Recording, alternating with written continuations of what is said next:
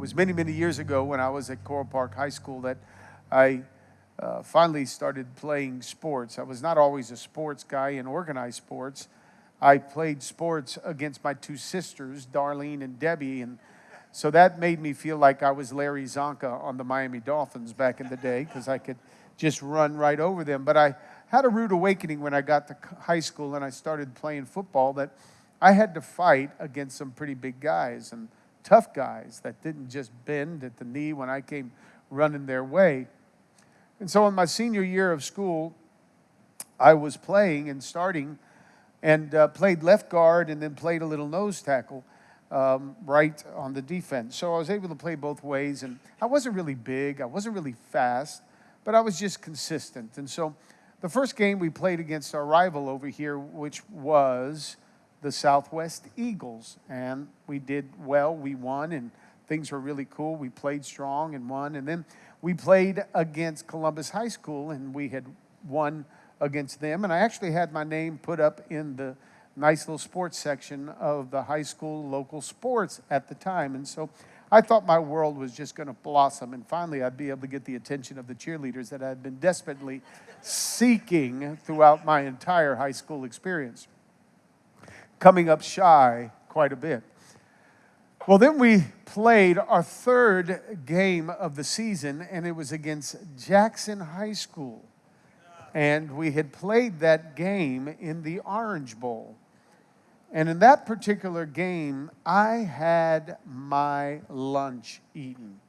The whole game. I couldn't push a player around. I was getting run over by their offense. I was just destroyed in that third game.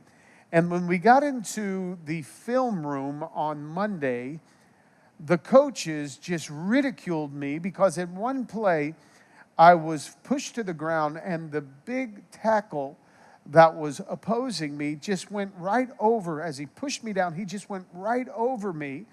And the way that film was captured was it showed him going over on the top of me, and the coach wanted to make fun of me, so he just reversed and then forward the player going back and forth over the top of me, which gave the image of me looking like a real sissy. So then that fourth game came up, and they sat me on the bench, and I was humiliated. Showed up to the game that particular night, and we all started playing, and I'm sitting on the bench, and they're not letting me in. And I'm thinking to myself, wow, we're going to go back after this game is over. Going to go back to the school, and when we get off the bus, all those cheerleaders who were cheering us on when we would win, and I would come out of the bus all dirty and sweaty and messy, they're going to see that I'm Snow White, that I have not played because my uniform is just clean. So I'm processing not what's happening in the game. It shows you where my head is.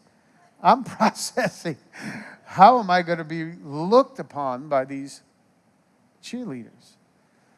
So I started to walk out, and I took my knee on the sideline. And as I took my knee, I start pushing my knee into the ground to get dirty. And I'd reach down and grab some dirt and just kind of come back up and dirty my. And then I'd change knees and kind of go down again, get some of the nice green grass stains on it. I took off my helmet and put the face mask in the dirt, so at least it looked like my hat, my helmet was dirty. And sure enough, I came off the bus. My chest was all out because I'm like, I am not going to let these girls know that I did not play in that game. And I came out, my shoulders were back, and I felt like I was such a hot shot. And sure enough, pulled the wool over their eyes, and they liked me for another couple of weeks, at least.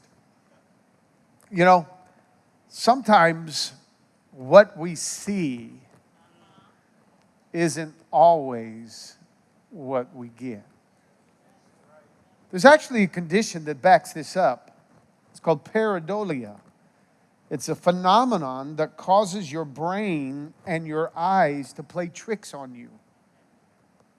So you're out with the kids in the yard, and it's a beautiful blue sky, and then the clouds come floating by, and you could swear you see a dog in the clouds. Look at the ears, and you try to describe it to your family. Look at the legs. Look at the tail. And your family's all looking up in the sky, and they're like, oh, yeah, there's a dog. Oh, yeah, there's a dog. They say when people look at the moon today, at night on a full moon, you can actually see what perceivedly is a man outlined on the moon. All of that is part of that phenomenon that causes your brain and your eyes to play tricks on you. If we start to break this down to where the disciples must have been, pretty much where we are right now, all those years ago, on the heels of what would have been Good Friday and then Easter, you can imagine the game that was going on between what was being seen and what was going on in their head.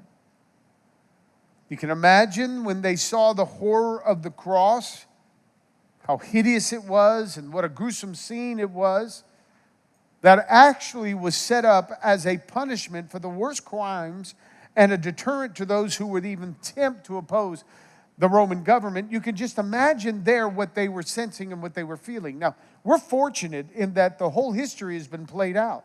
We know the end of the movie. We know what happens. So it's easy for us to look sometimes at what they were feeling and sensing and maybe even processing, definitely seeing, and cause even a question to say of them, where was their faith? Because truly their faith was rocked. It said in Galatians that cursed is everyone who hung on a pole.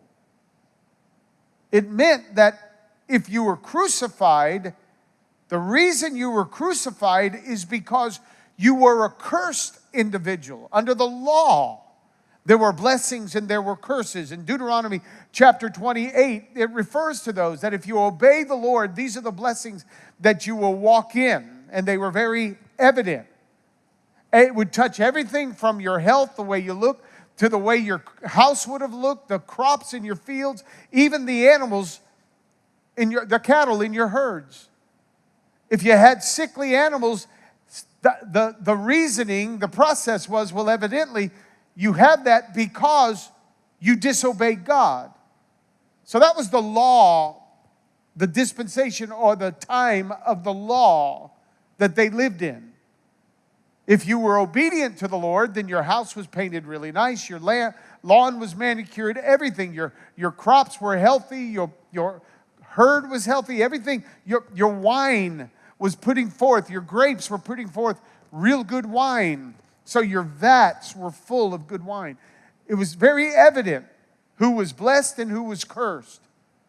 That's why it could have been a bit confusing for the disciples to see Jesus, who would have been cursed because he's up on the cross, as Galatians said, to be perceived as somebody that was not what he said he was.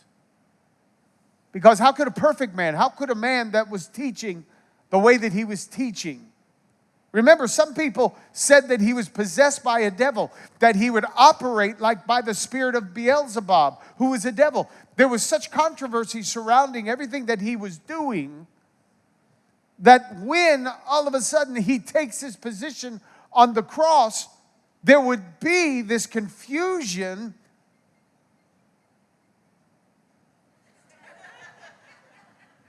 There would be this confusion around his death. Because if he was a blessed man, he would have never went to the cross. We didn't know that blessed was, his work on the cross was a blessed work. No, we would have perceived the very same thing if we was in his day. Because the brutality of the cross, it was so confusing. because that's the place that you would have seen a convicted criminal. And yet God chose to hang his son in plain sight for humanity to see him die. Jesus, knowing this, that a cursed man, not a blessed man, but a cursed man would hang on the cross, caused him some of his own struggles. Imagine the kind of week Jesus would have had this week. Put yourself in his shoes for a minute.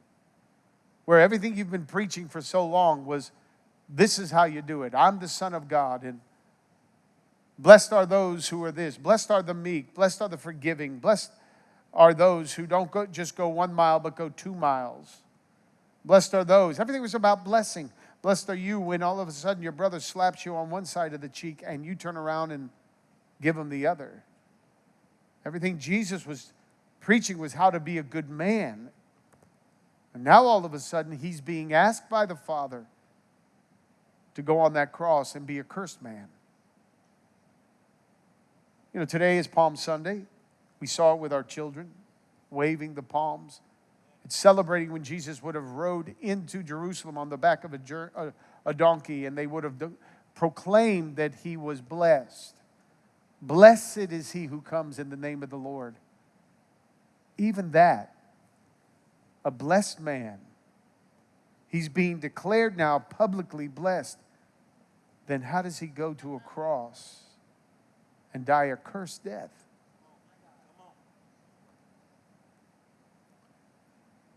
After he would have got off of his donkey, the Bible tells us a little bit here about how he then walked into the temple.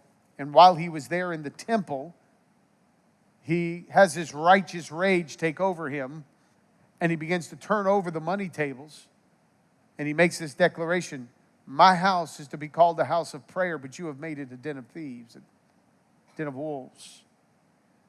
So this righteous rage is in Jesus. He's still kind of struggling with it on day one, which would have been Monday of this week. And he goes to get something to eat with his disciples. And when he sees a fig tree not producing fruit, you could almost think to yourself, man, he'd sure take out his anger on a poor fig tree, because the Bible says he cursed the fig tree and all of its fruit dried up. It's like you being so angry, walking in, the cat gets in your way and you give it a nice kick. Cat didn't do anything, but something's going on in you that caused that to happen. He's struggling with all of these things. And so are his disciples, in the sense that they're preparing themselves for the exaltation of their man, Jesus.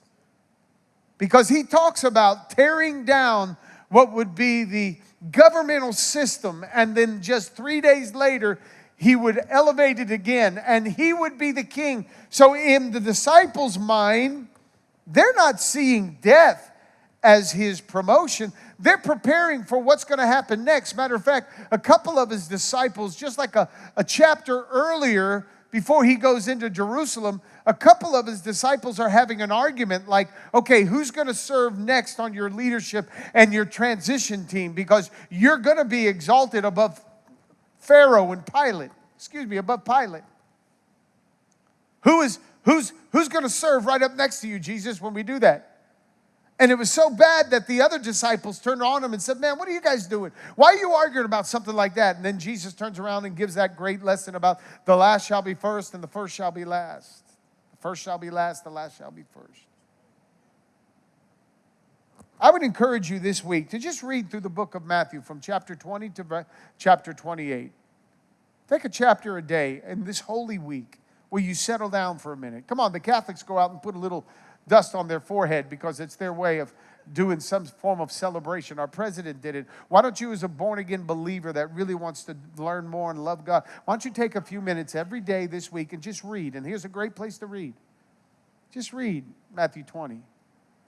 Then read Matthew 21 and go all the way to Matthew 28, because doing that just helps you get in your mind a sense of where Jesus was. And as you read it, try to read it at the NIV or even the Amplified or the Message Bible, because it kind of plays it out like you and I would see it. That's not the place to go for deep revelation. It is the place to go, however, for just kind of playing out your Christian walk on a regular basis, because the verbiage of it is so today. But now skip forward. Tuesday, they hang out at two friends of his house. He's actually with Lazarus, who had raised from the dead, and Mary and his sister Martha. He spends some time there because their friendship brought him comfort. But now go over to Thursday night, because he's with his disciples and they're having this Passover meal. And he actually breaks down for them what's going to happen in just a couple of days. Actually, the next night. And he takes a piece of bread. And by the way, we're going to do this on Good Friday. So come on out on Good Friday night. Let's all have service together. We are doing it live, so we could have family communion on the platform with our family. And you could have family communion here. You want to bring your family close, because we're going to have communion stations for you to get your communion and serve your family, gentlemen. It'll be beautiful. But he took the bread and he tried to show them, this is what's going to happen to me, because even Jesus knew what they saw isn't going to be what they got. He says, I'm going to get down in the dirt and I'm going to be real bloody and gory. And you may be tempted to think this is all a mistake. You may be tempted to think that I'm being hung on the cross as a cursed man because somewhere I have sinned. But he's over there showing them, no, this is what's going to really happen. And he took a piece of bread and he broke it. He says, this is going to be my body for you. And it's broken for you so that you can be whole. And then he poured out some wine. He says, and this wine right here, this is going to be my blood that's poured out. And he uses that example right there. And both of those are even the opposite of what would happen on that cross. We love the taste of bread. Come on, you go out here between our services at the end, you get your Cuban toast, put some butter on it. We all love bread. Break it up, let's enjoy it. How many of you, right? Man, it's great stuff. That's great, but what you saw on the cross wasn't great. And the wine that he was drinking and sharing, don't raise your hand, but how many of you love a good glass of wine? Don't raise your hand. Jeepers, you just told on yourself publicly. But as good as wine is, what you saw on the cross wouldn't be close to it. And it's here that I sit back and I have to think for a minute, what happened? Because the disciples experienced a disconnect from everything that Jesus was trying to show them to what really happened on the cross. Because at the end of it all, the bread, the wine, was all meant to say this to them: I'm going to be the broken lamb, and my blood will be the payment for all humanity's sins. So what happened? Because before the Passover meal was over, the Bible tells us that Judas turned on him. Right from there, what the men were trying to pick up in the spirit and the flesh, they started to wig out on. So Judas goes off and he betrays Jesus and he completely abandons the faith. By the way, that is known as an apostate. An apostate is somebody who literally forsakes his religion, and for our sake, he turns from godly principles. It doesn't work. We've had that in our day, and it hasn't been too long ago, where all of a sudden, good guys that were preaching from platforms like mine to a church like you, all of a sudden started preaching things like there is no hell. It's an apostate, somebody who totally forsakes his religious beliefs. And we see it right there with Jesus. Then, of course, Peter. After that happens with Judas, just a few hours later, after Jesus said to him, Peter, you're going to deny me. And Peter's like, I'll never do that. Are you kidding? Maybe one of these other 11, but not me. You and me, of this group of 13, we are solid. We're in it to win it. And he says, no, you're going to deny me. And when you do it 3 times, the cock is going to crow, and you'll then know that what I said to you is truth. Why did he deny him? Peer pressure. hanging out around the fire while all this is going on inside, and somebody comes over and says, hey, aren't you one of his followers? No, not me, man. Peer pressure. Do you really believe that sex should have been held off until marriage? Oh, I don't know. You know, Pastor Steve preaches that stuff in church, but I'm not sure I really believe that. You really believe that marriage should be between a man and a woman when they're married? Is there such thing as a man? Is there such thing as a woman? Do you really believe that stuff?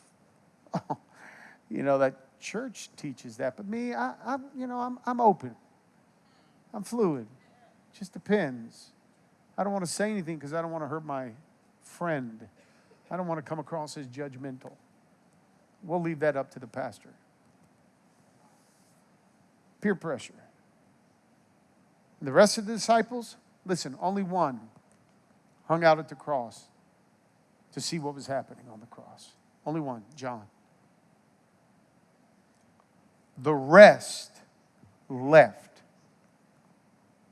Why? Because of what they saw. And as much as I don't like the fact that they left, again, you and I are on this side of it. We would all have different opinions. It's Will Smith, Chris Rock.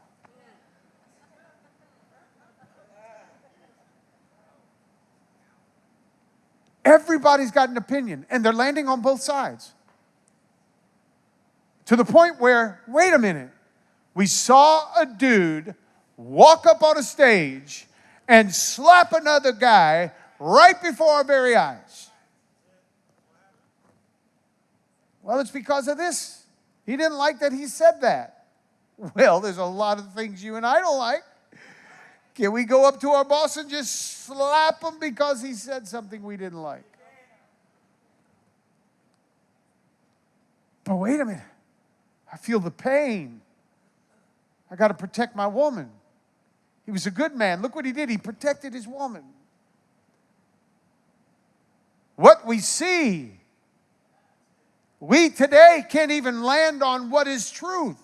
We all have opinions. We all have feelings. So I as much as I would like to ridicule what the disciples have done, I don't know if we really should.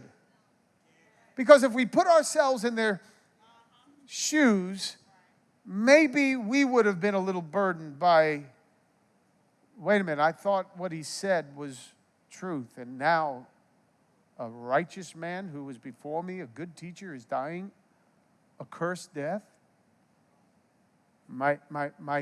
The law taught me that's not the case. You're only cursed if you're full of sin. And peer pressure, that's going to affect my following. If I promote my church service, oh, forget it. All the people that follow me on social media, forget it. I'm done. And if they stop following me, then my God, I won't be able to pay the bills. I won't be able to build my business. That's like, hey, wait a minute. I got a business. The Lord's called me to open my business. And I'm going to keep my business open 7 days a week. And meanwhile, Chick-fil-A is over here saying, wait a minute. God's called us to build a business, but we're going to take off the Sabbath, the Lord's Day. And we're going to put our trust in God because we don't need people's money for chicken every day.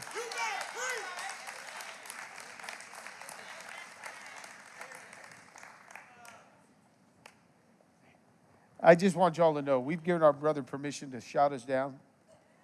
Let me tell you why we don't usually give people permission like this. It's because the more they do it, the longer we go. So if you got a problem with how long I go, talk to him. Talk to all 4 of them over there. 5 of them, they just keep priming the pump. Or you learn from them, and maybe we'll get a little hotter service from now on time.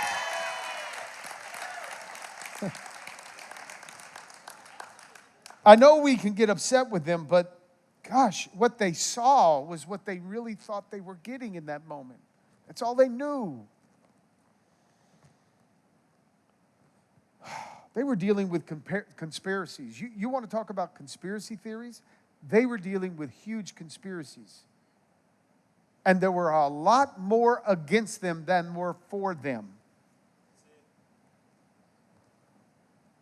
They had threats on their lives. They were afraid to open the door because the Roman government was coming after them. The Sanhedrin, who, by the way, wasn't even Roman, they were Jewish. They were the ones that were leading the synagogues. The leaders, the spiritual leaders of the day was after them. The chief priest is looking at Jesus saying, that's blasphemy. You cannot say that you are the Son of God. And Jesus is like, well, all I can tell you is what is true. You got a problem with it, take it up with the one who gave me the message. Talk about government overreach. And they were all up into your business. Because here's their dilemma. What will be said of us if we crucify the Son of God? You want that on your hands? You want it to be said of your government, your leadership, your administration, that you did away with the Son of God? They had to try to control things. And one of the reasons it was so complicating for the disciples is because they're dealing with all of this pressure from the outside, but inwardly, they're also pressured. This is the pressure cooker. What's going on the inside when they saw Jesus being whipped, when they heard the screams, they saw him have to carry the cross down the Via Dolorosa. Almost 5 to 6 days earlier, he was being brought in on the back of a donkey. They were struggling. They were going through all this inner turmoil, which sounds so much like what we are dealing with today. I try to piece in everything that's causing conflict to our faith right now in this day as you sit here to try to throw a blanket that touches everybody. But the Spirit of God has already been speaking to each and every one of you in your own unique way. You're hearing it as to what's keeping you faithless, dealing with peer pressure, and just about ready to abandon your faith. Because when they looked at the cross and everything that went into it, listen, they saw death. But did they really? What did it really look like? Not in the flesh, but in the spirit. Was it really a man who would be the sacrifice of sins for all humanity? Or was it just a criminal who died the curse of one who was cursed? You see, when we had our pandemic, guys, most people saw a lockdown as protecting us. I'm not blowing my own horn here, but I'm going to tell you, I saw it after about 2 months as hurting the body here at Metro. That's it. And we needed to get back to in-services, live services. Not just continue to do it online, because to me, I saw a bunch of sheep. I saw you as sheep that were left all on your own, locked into the same news cycle I was locked into and having to fight it every step of the way. Yes, sir. Where fear wanted to come in. And especially after I lost my dad to that stupid COVID-19. But I knew we couldn't stay separated. Strike the leader, the shepherd, and the sheep will scatter. That's the trick of the enemy. It didn't look like we were being protected. Not to me. I saw more hurt to you than what the pandemic would have brought. So we had to make a judgment call, and by faith we did. And not one breakout of COVID-19 occurred, where other churches, go ahead, where other churches were being said, you can't even sing in your church. We're like, wait a minute, how do we get in here and not sing to the Lord, as though singing to the Lord our praise is going to infect you with COVID? God's really going to let that happen? That we praise Him and meanwhile get you sick? That wasn't just stupidity. That was intentional control by a spirit that is counter to our faith in God. Our Goodfellas camp. We go to all our men and say, gentlemen, you got to come. You got to come. And the 130 plus that have already gone have said, wow, I am so glad I came. But some of you gentlemen, you see it as an intrusion.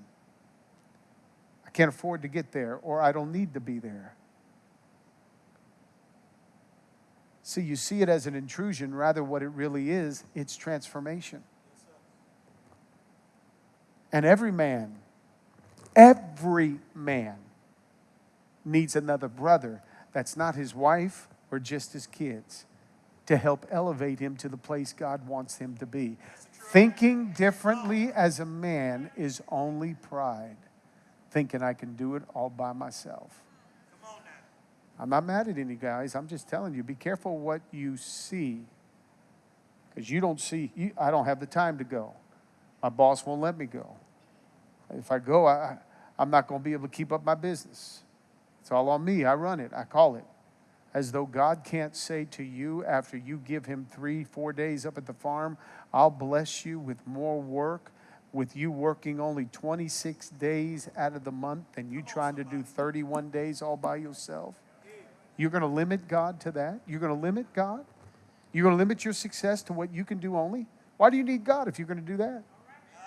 But what will it give you? What kind of legacy will it course correct in you? What will your kids be saying in the future? What are you demonstrating to your young men and your young women when as a man you say, I don't have it all together, I still need to get closer and closer to God? What is that saying to the rest of those that are behind you? I'm not mad at anybody. I'm just saying, is what you see really what you get? Electric cars. I'm not going to go political here, but you know, here's where I want you to know. Here's where you got to be careful what you're buying into.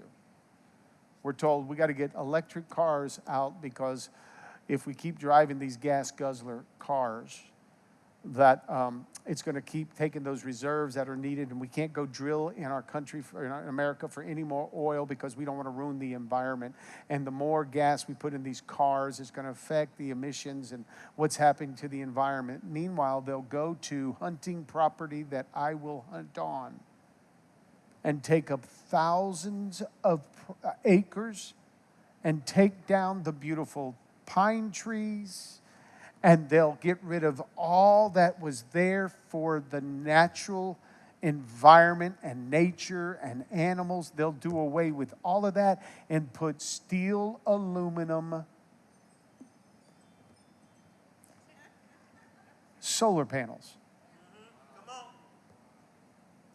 And that area where for 10 years, they don't even know what they're going to do with the solar panels afterwards because they haven't thought about that far out. How are we going to replenish them? And the soil will be destroyed. Good luck on growing anything then. All I'm saying is for people that say we want to do it for the environment, then go out and destroy the environment to get what they want, I'm not sure what I see is what I get. And there's a lot of that. There's a lot of that causes us to go back and say, let me look at every area of my life right now. Because I can't be looking at what I want and what I see in the natural. This is why faith is so important right now. Because there's a whole nother game being played by God that has a whole nother agenda that's different than the one that we see in the natural. And that's why Jesus says, let me tell you what the prophet said years and years ago, that there's people that have eyes and they're not able to see. He's actually saying they're blind. Do we see a blindness hidden in people today? You better believe it. Yes, sir. Yes, sir. that they're willing to say to kindergartners and first graders that we want to teach you about sex? God, you better be careful, brother. You talk to my kid about sex, my grandchild about sex. That's my job. And I'll decide when that happens. But no teacher's going to get up there and instruct children on sexual matters until the father or mother says it's time to do so. And then you're going to go ahead and try to come against it. What is wrong with people today? That is mental illness. So Jesus says, hey, the prophet said years and years ago, there'll be people that have eyes, but they will not see. But blessed are you that have eyes and see. See what? See what God's agenda is. Keep looking at God. Keep looking at His Word. Keep believing His Word, regardless of what you see in the natural that's causing you stress and anxiety and fear and confusion. You look at what God has and you get into His Word and you read through it and you study it. You keep coming to church and you keep asking God, God, I don't know all of this, but I just need you to help me here because I want to be on the right side of this thing. You keep doing it that way, then your eyes will be open. Why did we get into the book of Proverbs all last year? We got into the book of Proverbs because we were saying wisdom is going to lead us. Not the rhetoric of politics. Wisdom is going to lead us. And here's what ultimately happened on the cross. He says, Christ became the curse for us so that the blessing of Abraham could come upon us. The disciples really didn't see a man that was being killed because he had sinned. They saw a man that was put on the cross and murdered because he needed to be the sacrifice to carry our sin. And if He's carrying our sin, what does that say about us? We're sinless. In the eyes of God, we're sinless. See, that's important because some of you say, I don't have the life I want because of what happened to me 5 years ago or 10 years ago. What happened in that first marriage or what happened in that first job. What happened here because of what I did that was wrong. I'm limited.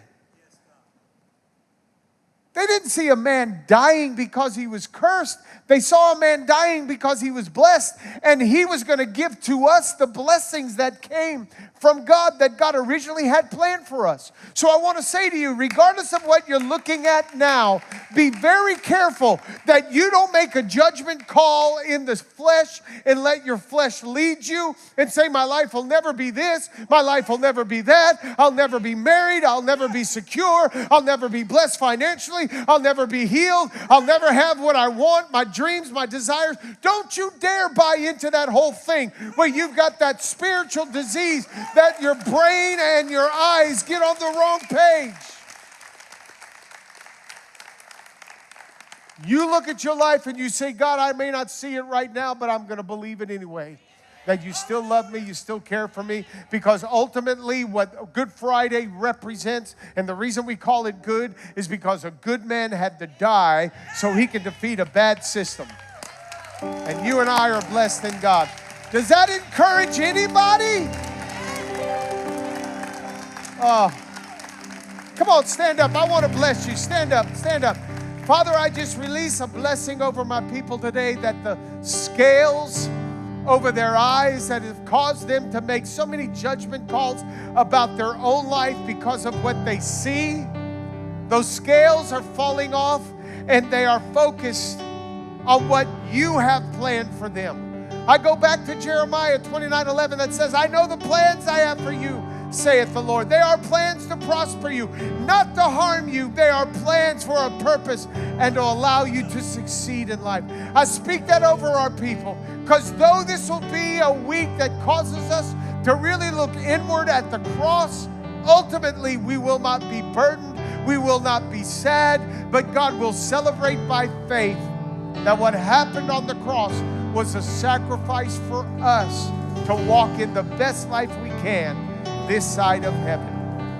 Hey there, if you enjoyed this video from Metro Life, then we have more content for you to enjoy. We've got music, podcasts, sermons, and messages from our team. We believe that relationship matters. And getting to know one another is a key part of those relationships. So get to know us by looking around this channel. Like, comment, and subscribe, and we look forward to meeting you soon.